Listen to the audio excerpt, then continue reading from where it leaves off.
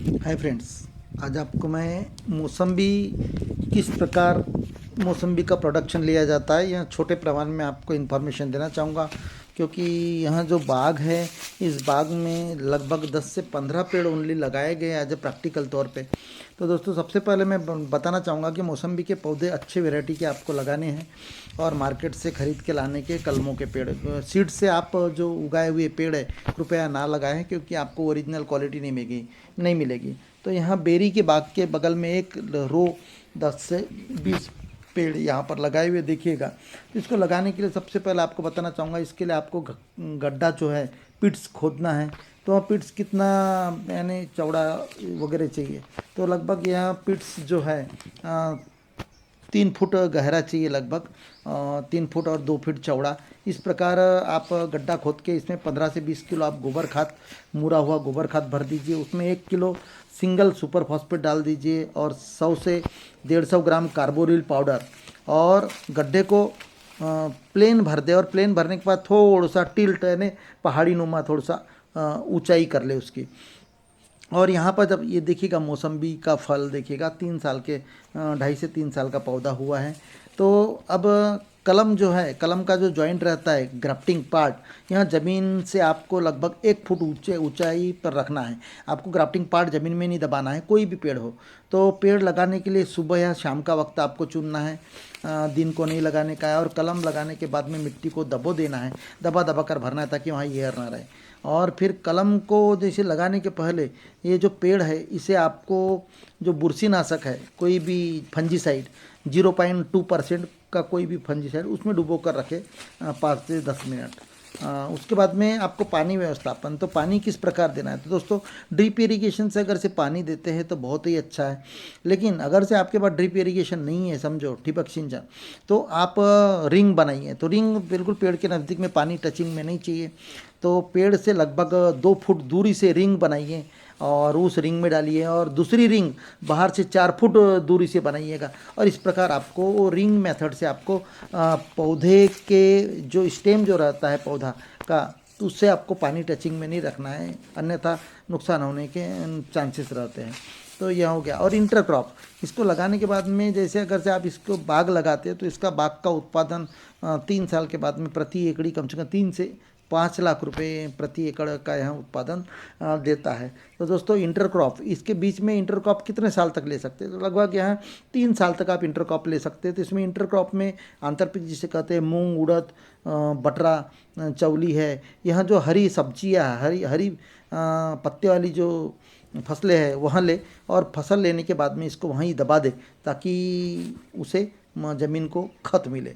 उसके बाद में मौसम्बी को फूल आने के पहले आपको पानी बंद करना है, वहाँ रेस्ट देना है, उसे पानी बंद कर देना है ताकि वो रेस्ट हो। अगर पानी देते रहे तो आपका बाहर आते रहेगा और पत्तियां भी आती रहेंगी और फ्रूटिंग अच्छी तरीके से नहीं होगी। इसलिए आपको फ्लावरिंग आने के पहले आपको पानी बंद कर देना है। वैसे इसे साल भर मोहर आता है। तो अब यहाँ कम पानी के प्रदेश में होती है और ज़्यादा हार्ड ज़मीन में भी इसको नहीं लगाना चाहिए। तो यहाँ मीडियम सॉइल वाली फसल है। तो इसका जैसे हवामान है, तो अति ज़्यादा भी हवामान में यहाँ फसल नहीं हो पाती। तो इसकी क्वालिटियाँ बताता हूँ। न्यूसेलर और सालगुडी, यहाँ 2 प्रकार की इसकी वैरायटी है। तो वैसे इसे एक जो रोग आता है तो फंजीसाइड का इस्तेमाल कर। तो दोस्तों, जैसे फंजीसाइड की हम बात कर रहे थे, तो फंजीसाइड इसमें ज़्यादातर जो डिजीज़ आता है वहाँ नीचे की ओर जो लगता है, और जो पौधा का जो बूंदा है जिसे स्टेम कहते हैं, वहाँ पर डिंक चिकट पदार्थ निकलता है जिसे डिंक कहते हैं, गम कहते हैं। अगर उस प्रकार का गम और क्रैक अगर से होती है पौधे में, तो समझ जाने का वहाँ डिंक फुडी करके एक डिजीज़ है, रोग है, उसका लक्षण है समझो। तो वहाँ पर आपको बोर्डो पेस्ट लगाना है। तो बोर्डो पेस्ट भी लगा सकते हैं आप, जैसे मार्केट से ख़रीद के बोर्डो पेस्ट मिल जाता है, कॉपर सल्फेट प्लस चूना दोनों को मिक्स करके लगाया जाता है। बोर्डो पेस्ट का ऑलरेडी मैंने वीडियो डाल चुका हूँ मैं, तो उसको आप घोल करके लगा सकते हैं। या तो फिर फंजीसाइड, कोई भी मार्केट में फंजीसाइड मिलता है उसको आप इस जो डिंक फूडी जो डिंक निकलता है, जो गम निकलता है, जो बूंदे से और क्रैक होता है जैसे पौधा, स्टेम उसका जो खोड कहते हैं, तो उसे आप पुताई कर दीजिए ताकि आपको इस रोग से आपको बचत हो सके। और दोस्तों रही बात फ्रूट की, यहाँ देखिएगा जैसे फ्रूट लग गए हैं तो फ्रूटिंग के वक्त भी आप फ्रूटिंग हार्मोन आप जैसे फ्लावरिंग आने के बाद फ्रूटिंग हार्मोन आप इसे स्प्रे कर सकते हैं ताकि फल धारणा अच्छी प्रकार से टिकी रहे।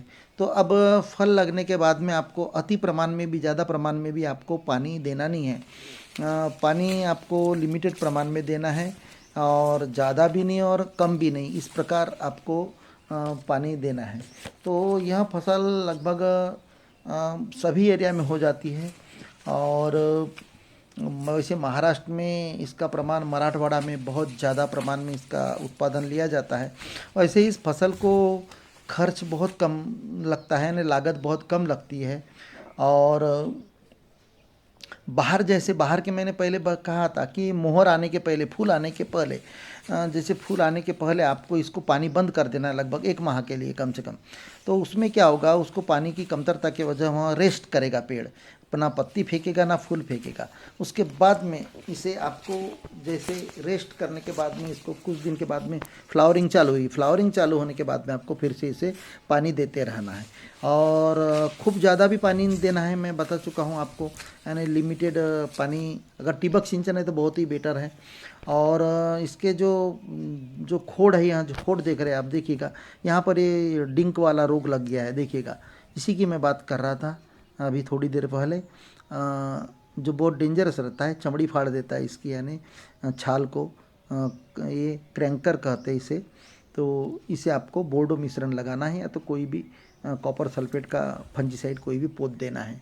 तो पानी पेड़ से आपको दूर देना है, घर से मैन पावर से दे रहे हैं आप तो, और टिबक सिंचन से दे रहे हैं तो फिर तो प्रॉब्लम ही नहीं आपको। टिबक सिंचन जो कहते हैं पाइप से, तो उससे कोई प्रॉब्लम नहीं है। तो पेड़ के तने से पानी दूर देना चाहिए और इसे micronutrients time to time आपको देना है। और इसके पहले जैसे बाग आप लगाते हैं उसके पहले आपको सॉइल टेस्टिंग भी करना है। तो बहुत ज़्यादा भारी ज़मीन में भी लगाना नहीं है और बहुत हल्की भी ज़मीन में आपको इसे लगाना नहीं है। चुनखड़ी वाली जो ज़मीन रहती है उसको माइक्रो न्यूट्रिएंट्स की कमी रहती है, तो माइक्रो न्यूट्रिएंट्स चुनखड़ी वाले में डालना चाहिए।